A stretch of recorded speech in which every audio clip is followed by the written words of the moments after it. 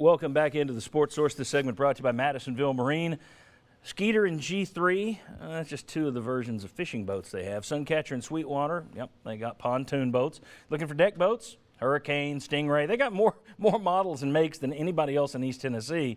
It's unbelievable one-stop shopping at Madisonville Marine. Bob Hodge knows you got a G3 boat down at Madisonville Marine. Love it. Wow. There you go. Madisonville Marine, no better place to buy a boat. Take a looky right here, the Tennessee-Alabama series, okay? It's kind of streaky. Since 1948 forward, from 48 to 60, Tennessee went 9-1-3 against Alabama, 3 ties. Then from 61 to 66, you can see Bama 5-0-1. Tennessee didn't lose to them for the next 4 years. Alabama didn't lose to Tennessee for the next 11 years. Tennessee won 4 in a row. Alabama went 8-0-1. One of those was forfeited back to Tennessee, but I'm counting it by what happened on game day because that's how fans remember it. There's no reason for that 10-2 to be orange. That's just somebody doing the graphics late at night, me. But Tennessee went 10-2 basically over a 12-year span, and now Alabama's run off 10 in a row. Just by showing those numbers, it's streaky. In my view, it's streaky.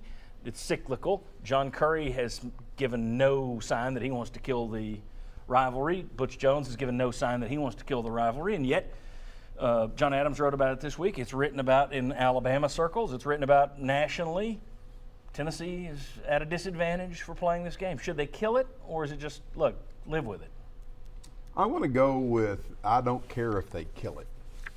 I'm for live with it, but if they killed it, I wouldn't care. When I was a kid, Oklahoma-Nebraska was like the biggest game in the country. And when Oklahoma and Nebraska went their separate ways, I thought, my gosh, college football's come to an end. Okay, didn't really make any difference. I think, yes, it would be painful at the start, but I think Florida is just as good a rival for Tennessee. Georgia's just as good a rival for Tennessee. I don't want it to happen, but if it did, the world keeps turning. I don't know. Georgia's just as good.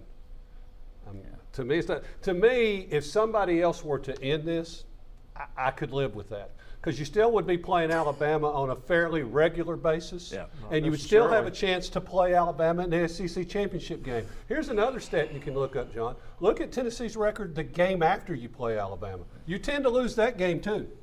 So I could live with that. We got two guys who won't say kill it, but they wouldn't mind if it got killed. Exactly. Okay. Griff, you take the lead. I think I'm of the same mind with you. Yeah, I think they need to keep it, but I also think that the schedule is antiquated, the divisions are antiquated. I think the SEC needs some changes. I mean, you had 4 Big Ten teams ranked in the top 10 at the end of last year, and everybody said, oh, they're so great. No, they're not. They're just smarter. They've revised their conference twice. They've put their rivalry games at the end. My biggest platform is Tennessee-Florida should be played in November instead of September. Why they're protecting Florida State, I don't know. I've totally taken this another direction.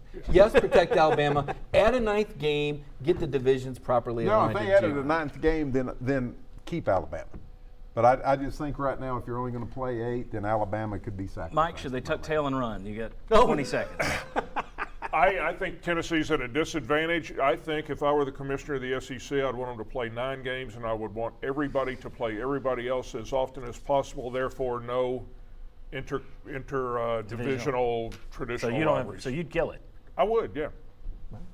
I'll be the only one that sits here and says, no, that'd be wrong. I just put up graphics since 1948. It flips back and forth. It's cyclical. Don't tuck tail and run.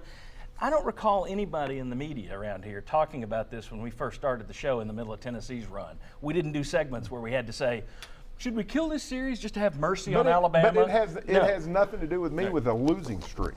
It's just the way college football works. We're doomed. We'll be back with 4 fast stories, including Peyton Manning. Come on back.